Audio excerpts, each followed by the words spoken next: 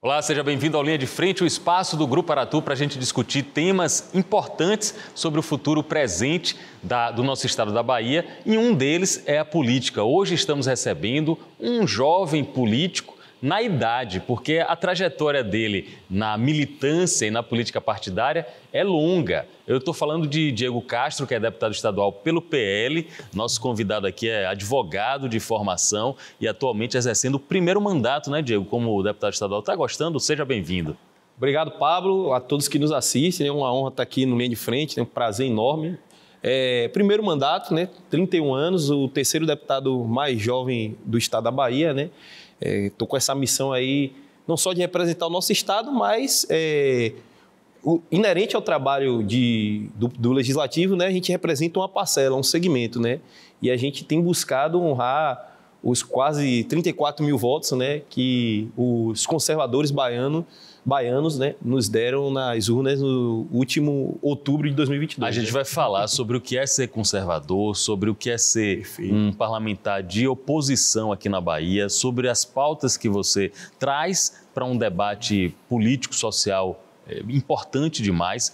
Mas eu queria saber sobre a trajetória política, porque eu comecei o programa falando que você é novo, é jovem, 31 anos, mas tem muito tempo na militância política. Você começou quando e por que a se interessar por política? Bom, Pablo, eu digo sempre que eu comecei minha trajetória política de fato, né, com 12 anos de idade, quando eu montei o meu primeiro projeto social, né, que tinha ali como intuito resgatar crianças em situação de vulnerabilidade das drogas, né? Isso foi um trabalho aliado com a igreja, e quando a gente se envolve com atividades sociais, inevitavelmente a gente não se correlaciona com o mundo político, né? Porque você precisa resolver determinadas demandas, e ali você procura uma Câmara de Vereadores, né? Uma Assembleia Legislativa, né? Um político ou outro, e foi daí que eu entrei de fato no mundo político, né? Mais tarde vim a me engajar na política estudantil, né? Me tornei o primeiro presidente de grêmio com um posicionamento mais à direita, né? O grêmio estudantil, a política estudantil, que ela sempre foi aí hegemonicamente comandada pela esquerda, né? Pelos partidos de esquerda. Isso aí foi onde? No Severino Vieira? Severino Vieira, né? Severino Vieira presidiu o grêmio lá no ano de 2011, né? E 2012, nos anos, né? De 2011 e 2012. E daí eu já vinha com um trabalho também de política partidária, né? Eu fui coordenador de juventude do atual União Brasil, que naquela época era o Democratas, né? Hoje eu estou no PL, né? Eu vou aproveitar isso. Sim. Ele tem uma trajetória importante na militância. Eu vou aproveitar isso para querer saber de você. No espectro ideológico, sim, União Brasil seria uma direita moderada e o PL uma direita conservadora mais radical? Como é essa diferenciação? Por que você saiu do União Brasil? Veja bem, Pablo, o que me fez sair na época era o DEM, né, o Democratas na época, que hoje é União Brasil, foi justamente essa transição, né, do ponto de vista prático e a dificuldade de assumir um posicionamento de fato à direita, né? Eu já tinha um trabalho de base, que era um trabalho com um público conservador, né? Com um público ali de direita, definidamente de direita, muito ligado à figura do nosso ex-presidente Jair Messias Bolsonaro, né? E esse público tem valores caros que não abre mão, e posicionamentos que cobram muito, né? Um dos posicionamentos que esse público me cobrava naquele período em que saí, né, foi justamente a respeito do posicionamento em relação à eleição presidencial, né? A quem o partido iria apoiar. O partido tomou a decisão de apoiar o Geraldo Alckmin, e eu não poderia, por esse compromisso, apoiar outro candidato. E o meu candidato já era ali o Jair Messias Bolsonaro, e isso influenciou muito na minha saída naquele momento. Eu já acompanhava o parlamentar desde 2013, né? O então deputado Jair Bolsonaro, e isso teve desdobramentos, né? Que me fez naquele período ir para o então PSL, que era o partido do presidente Bolsonaro, e agora parar no PL, que é o PSL, que era o número, todo mundo vai lembrar, o número 17 e agora o 22, que é o PL. E, curiosamente, o PSL fez a fusão com o DEM e virou União Brasil. Virou União Brasil. Política é algo muito dinâmico, cíclico, né? E terminam acontecendo essas questões de bastidores que vão convergindo para interesses comuns. Eu estou com o Diego Castro, deputado estadual, 31 anos, representante do PL, inclusive é vice-líder da bancada lá na Assembleia Legislativa, e está conversando com a gente sobre o que é ser conservador, o que é ser de direita e o que é ser de conservador de direita num Estado que é predominantemente de características progressistas, que dá sempre grandes votações para o PT. Você se sente acuado, principalmente lá na Assembleia, Diego? Pablo, acuado eu digo que não, né? Que desde a política estudantil, eu já vinha sofrendo isso na pele, né? Eu sempre lidei com a política de oposição, né? Sempre estive em um espectro de oposição desde lá dos grêmios estudantis. Eu acredito que isso me preparou para chegar onde estou hoje, né? Eu digo que é até uma missão divina, né? Que Deus, desde lá, eu atribuo assim, já vinha me preparando. E a gente se sente muito pressionado, claro, né? Você está em um parlamento que, dos 63 deputados, né? Apenas 2 são declaradamente de direita, é uma bancada de 20 de oposição, né? Ou seja, muita gente falava, você é a oposição da oposição. Não, é a minoria da minoria. Da minoria, né? Não é fácil, né? Como você bem ressaltou, a Bahia é um estado onde tem mostrado, inclusive nas urnas, uma tendência muito progressista, né? Aqui, inclusive, fica o berço intelectual da esquerda, se a gente analisar os expoentes, né, da esquerda do ponto de vista artístico, cultural, né? Ideologicamente mesmo falando, vem da Bahia. Os artistas aí, Marighella, muita gente que fez a história em cima do legado da esquerda é de origem daqui da Bahia. Mas você acha que isso está mudando? Você acha que a Bahia começa a ter um crescimento de cidadãos, cidadãs conservadores? Você acha que tem alguma reviravolta aí? Sem dúvidas, Pablo. A gente percebe isso. Eu sou um deputado que tenho rodado muito o interior da Bahia, né? A gente tem interiorizado muito o nosso trabalho. Afinal, dos 34 mil votos que recebi, 27 vieram do interior, 27 mil votos vieram do interior. E a gente tem assimilado essa tendência, né? Por conta dessa polarização, eu não digo, como a gente está até conversando agora há pouco de bastidores aqui, eu não digo que nem partidária, mas a polarização pelo advento do surgimento de Jair Messias Bolsonaro, que rivalizou com Lula, essas figuras políticas, mas uma polarização que levou para o campo, de fato, filosófico, ideológico, né? A gente tem hoje cidadãos, quando a gente roda o Estado, a gente vê um discurso mais do ponto de vista, eu me identifico com a direita e o outro lado com a esquerda, do que eu sou 22 e eu sou 13, né? A gente tem percebido isso. E eu acho isso muito positivo, né? Porque você não percebe que não está vendo ali tão somente uma empatia com uma bandeira de um partido, com a cor de um partido, mas com os princípios que norteiam a política. Isso traz um crescimento intelectual, eu digo que um crescimento, né, do ponto de vista político, né, uma maturidade política para a definição de posições, e a gente tem visto que o conservadorismo tem crescido muito na Bahia, né? Até porque, se a gente analisar, ainda que pouco, mas o presidente Bolsonaro, de uma eleição para outra, teve um aumento, né, da sua popularidade aqui no Estado. E talvez a senha seja, Diego, isso que você falou, um processo de amadurecimento sobre o debate político que faz com que as pessoas se identifiquem melhor em cada espectro. Conversando com o Diego Castro aqui, de 31 anos, vice-líder do PL na Assembleia Legislativa, chama a atenção. Eu não sei, viu, Marquinhos e Bira, se dá para fechar um pouquinho mais a imagem para chegar no prendedor de gravata de Diego Castro. Eu faço questão de mostrar isso aqui para o público entender com quem que a gente está falando. O prendedor de gravata de Diego é uma pistola, né, Diego? Aí, ó. Isso. Olha o detalhe aí. O detalhe aqui, que Zé Mário está dando.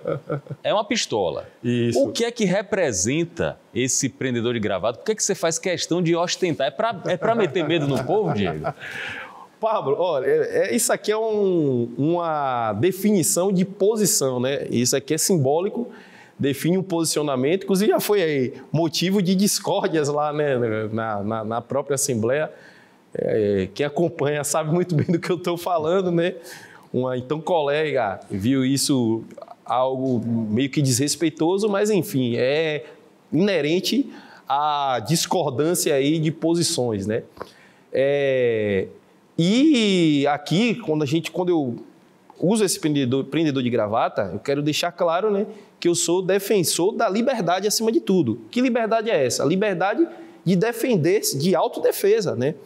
Sou, sim, a favor do armamento civil, claro, respeitando todas as regras ali, como prevê a nossa legislação para adquirir um armamento, né, que, infelizmente, nesse último governo foi muito aí, o advento desse novo governo federal, está sendo aí mitigada e eu digo que até cesseado esse direito, que é um direito, acima de tudo, universal. Quem pegar a Declaração dos Direitos Humanos, a Declaração Universal, prevê lá que todo ser humano tem direito à vida, à saúde e à segurança pessoal. Quando se fala ali em segurança pessoal, né, fala em você ter o direito de defender a sua própria vida. Você tem arma? Você tem arma? Você tem posse, porte de arma? Estou em processo de conclusão agora, né? Mas a gente anda no formato CAC, o seu?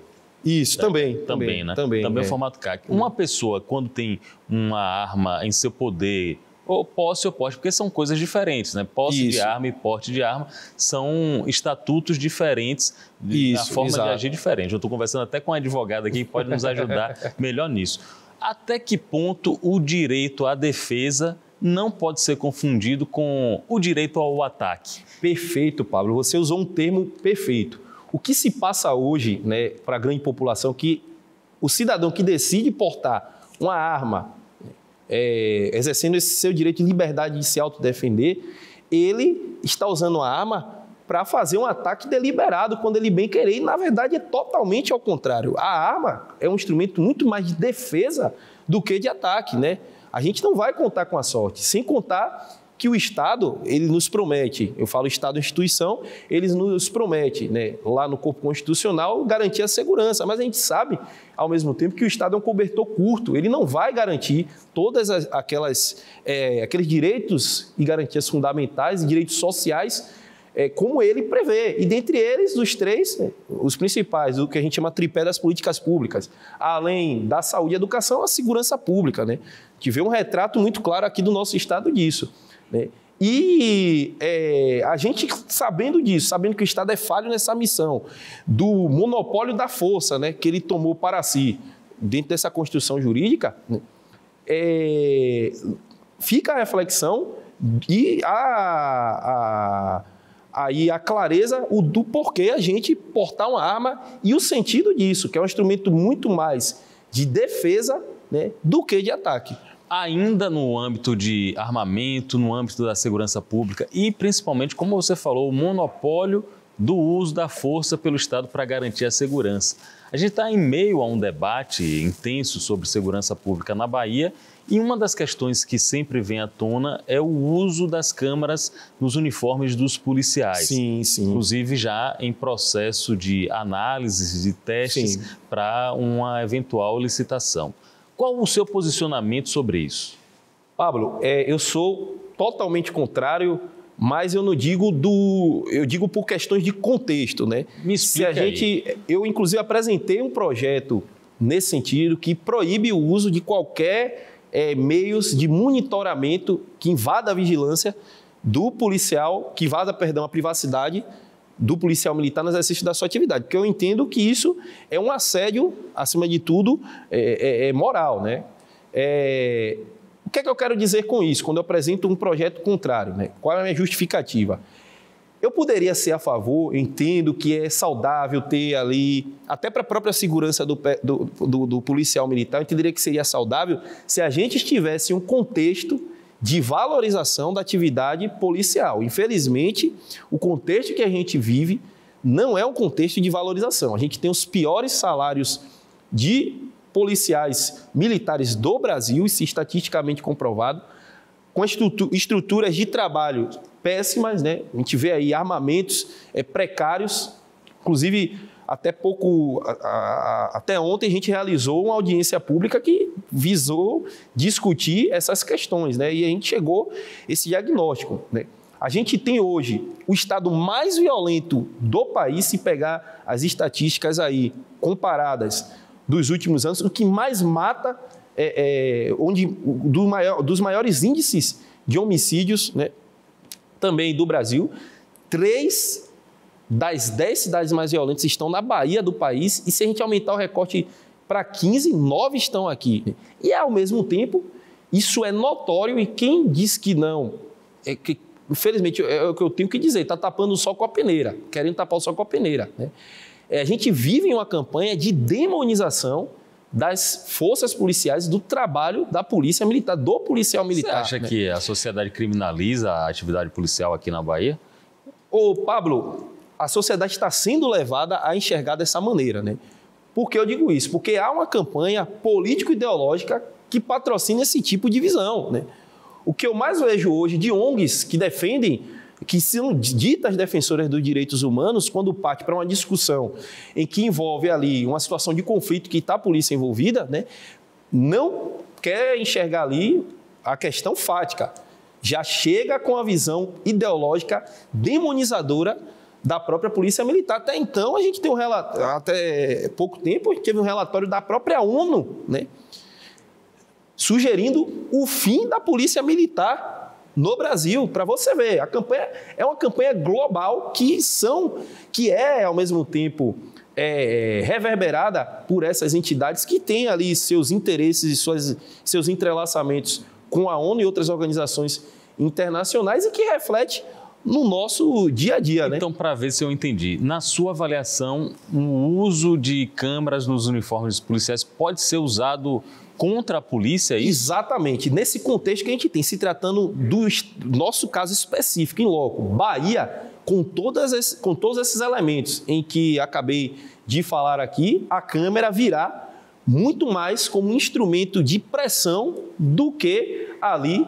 de salubridade para o policial militar. Até porque eu entendo que, se a gente analisar todo o contexto, o policial precisaria, nesse momento, de um voto de confiança do Estado, né? E quando o Estado coloca a câmera com o argumento de que precisa monitorar a atividade policial para diminuir a letalidade, ele está dizendo o seguinte: olha, agente, eu não confio em você.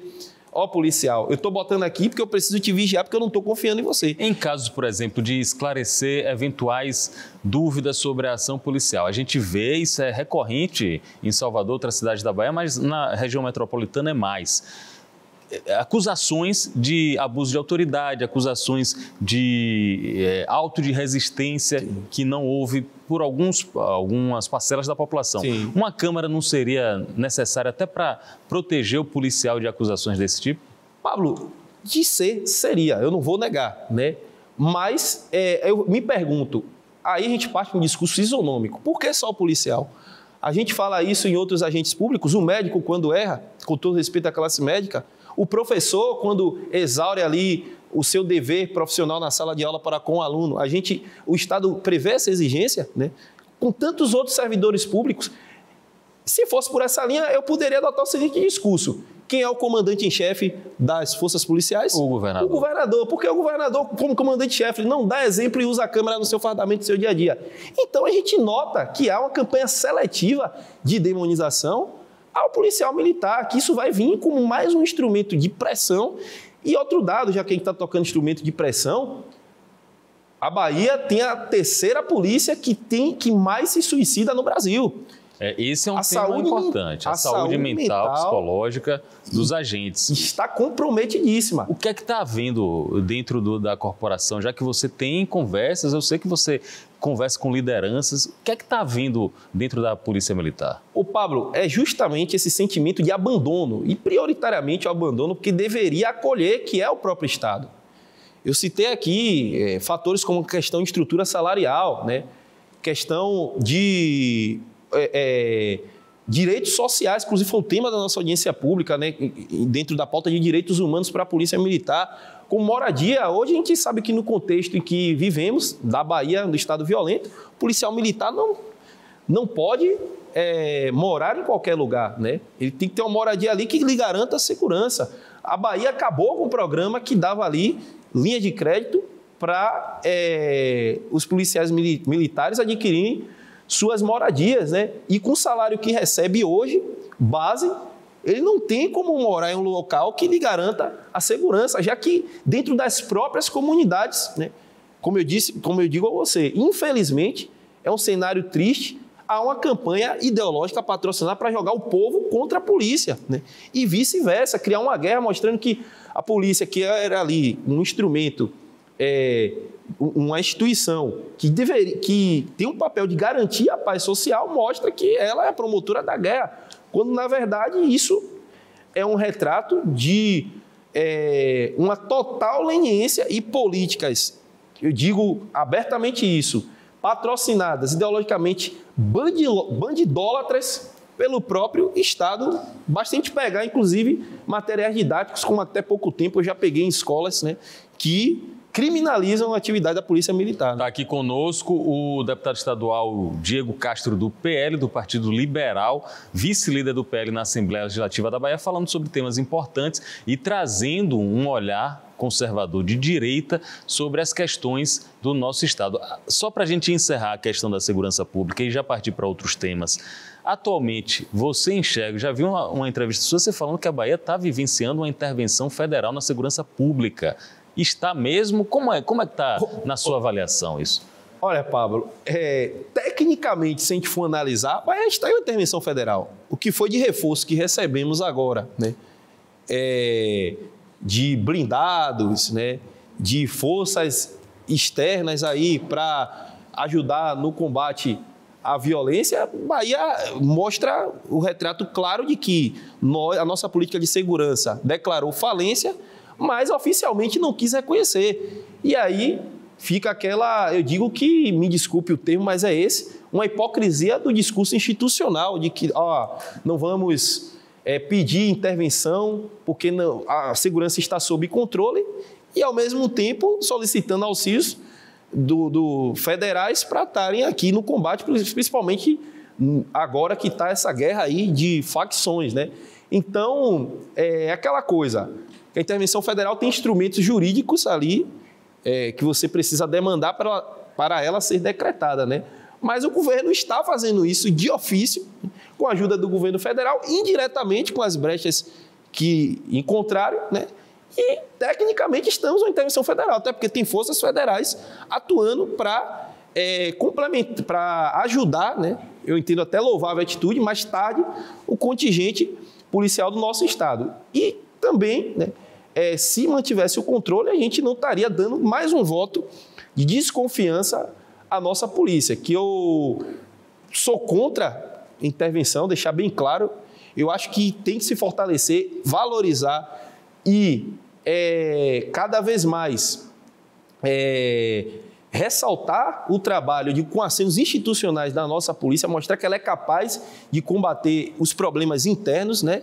Mas, tecnicamente, o que está acontecendo é o reconhecimento de que o Estado, com toda a sua leniência, sucateou a nossa segurança e está tendo que ter um auxílio federal, né? Vamos falar um pouco de política, porque falta praticamente um ano, um pouco menos de um ano para a eleição, só que se isso não está acontecendo na sua cidade, com certeza vai começar a funilar a partir de agora os nomes, os pré-candidatos à prefeitura, à Câmara de Vereadores na sua cidade e, sobretudo, aqui em Salvador.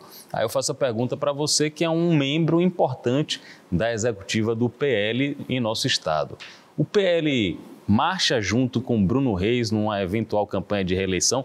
Você é favorável a isso? Pablo, eu tenho dito sempre que o nosso foco, né, nesse momento em que a gente não teve a vitória na presidência da República, né, não conseguimos tirar o PT do governo do Estado, né, o nosso foco nesse momento é evitar que o PT chegue à Prefeitura de Salvador, que, na nossa avaliação, seria drástico. E tudo leva a crer que o governador está muito interessado em eleger um candidato Salvador, Feira de Santana, nas principais cidades. Nas principais cidades, exatamente, né?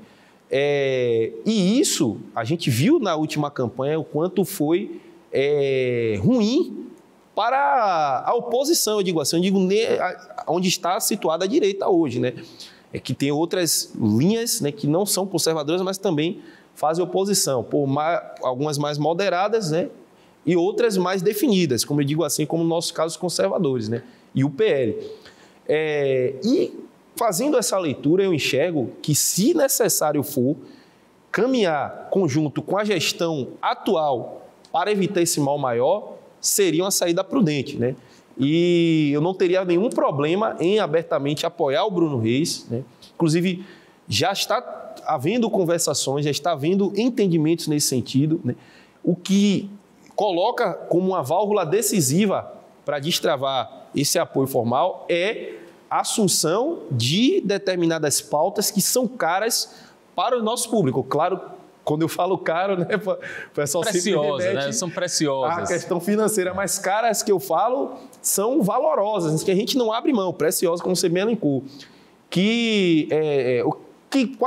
Quais pautas são, né? A defesa da família, da liberdade em suas mais variadas formas, como, por exemplo, a liberdade econômica, né?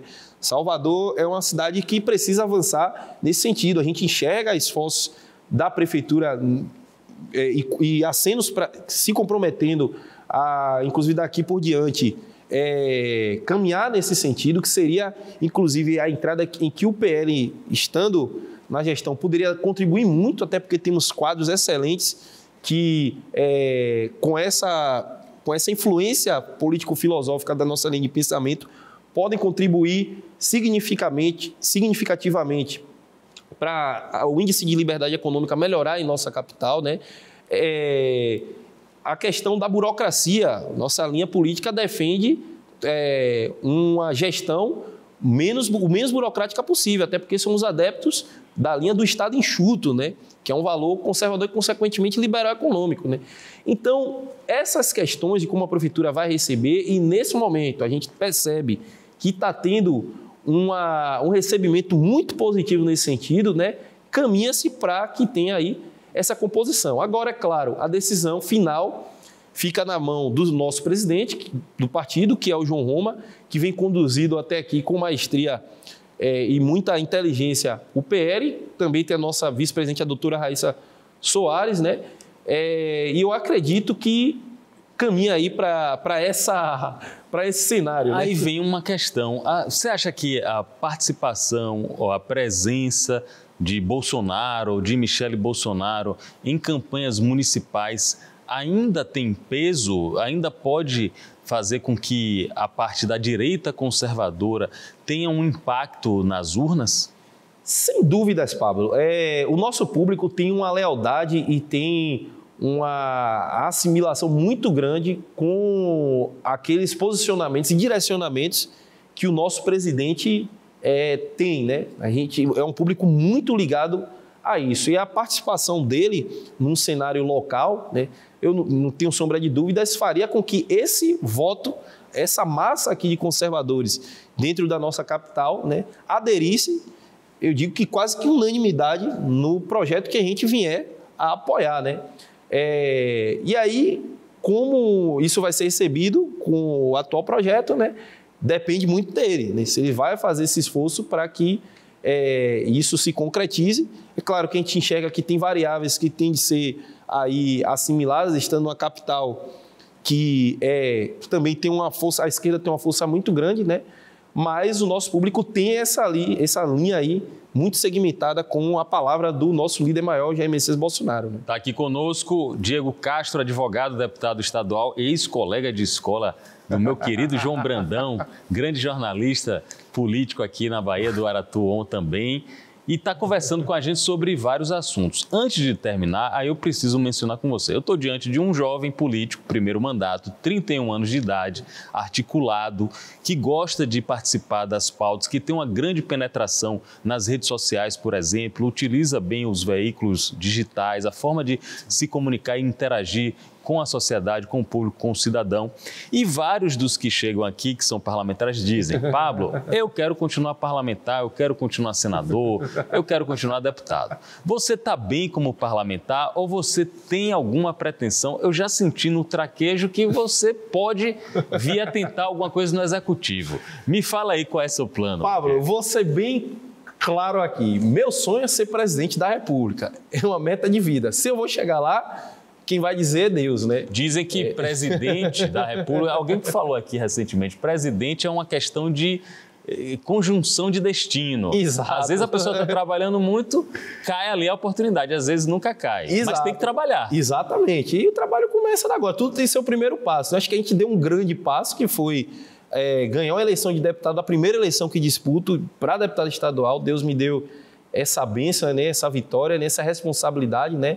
Mas se eu falar assim, a curto prazo, eu tenho muito desejo um dia em ser administrador da minha capital, de Salvador, né? E também do meu estado, a Bahia, né? O estado que eu amo, né? E não é de boca, é de coração mesmo, né? De sentimento, né? Agora, claro, isso a gente tem que subir um degrau de cada vez, né? Eu não tenho pressa e também não tenho assim, eu digo, você faria tudo o que for preciso por isso, eu entrego nas mãos de Deus, né? Se ele achar que esse for o caminho natural, o caminho que ele preparou para mim, já está tudo preparado, né? Da parte dele, né? Minha missão aqui é seguir os passos que forem clareando nos meus caminhos. Mas como meta de vida eu tenho esse desejo, né? Graças a Deus, o nosso mandato, por aqueles que vêm, que nos deu a confiança nas urnas, vem sendo confirmado como positivo até aqui. A gente tem se esforçado muito, né? Eu tenho uma equipe, graças a Deus, maravilhosa, que tem me assistido de maneira muito dedicada. Isso faz toda a diferença. Ninguém trabalha sozinho, até para morrer a gente precisa de pessoas para segurar a alça do nosso caixão, que dirá em vida, né? E isso tem feito, tem assim, sido diferencial dessa nossa trajetória. Eu acredito que se a gente seguir nessa linha, né, com humildade, que é um princípio da nossa caminhada, fé no nosso Senhor Jesus Cristo, que é o primeiro princípio de todos, né? E tendo essa postura firme de assumir nossas posições, sem medo, né? Mas também não deixando de dialogar, por mais contrário que sejam os nossos adversários, né? Acredito que a gente possa um dia conseguir chegar lá. Tá aí, eu gostei da sinceridade. Toda ambição, quando é respeitosa, quando é digna, é legítima. E seria a primeira vez que um baiano nascido aqui em nossa terra assumiria a presidência da República. Quem sabe, Diego? Parabéns aí pelos seus projetos, pelos seus planos. Com certeza, para chegar a presidente da República ou prefeito de Salvador, governador do estado, a pessoa tem que ter serviços prestados. Com certeza. E aí, na questão dos serviços prestados, eu estou torcendo por você, pelo seu mandato. Muito obrigado. E por sua trajetória. Obrigado. Muito obrigado, pela presença. Pablo. Eu que agradeço, né? Uma honra. Você vê, até outro dia eu estava deitado no meu sofá, assistindo Linha de Frente lá como espectador. Hoje estou aqui, né? Olha então, aí. Você vê como as coisas são, né? Quem Muito sabe bem. um dia lá agora no Palácio do Planalto, se Deus permitir. Mas vamos cuidar da Bahia primeiro, que é a nossa prioridade, é a minha meta para esse futuro próximo, né? E uma honra estar aqui com vocês. Parabenizo pelo programa, é uma oportunidade de estar ouvindo diferentes linhas de pensamento, né? Isso mostra um papel responsável da imprensa, imparcial, né? E democrático, acima de tudo. E é isso que fortalece a instituição que nós chamamos de Estado. Por isso que não é à toa que a imprensa é chamada de quarto poder, né? Tá aí. Obrigado, Pablo, e a TV Aratu e o SBT Bahia. Eu agradeço a você, tanto como ex-espectador e agora como entrevistado, como deputado. E realmente, como você falou, Diego, é nossa missão dar espaço para todas as vozes legitimamente eleitas na Bahia. E se também não tiver sido eleito, também tem espaço aqui, porque representa parcelas significativas da nossa população. É com isso que eu me despeço de Diego Castro, na condição de vice-líder do PL, deputado estadual e advogado, desejando a todos uma boa sorte na caminhada e obrigado pela companhia no Linha de Frente. Até a próxima.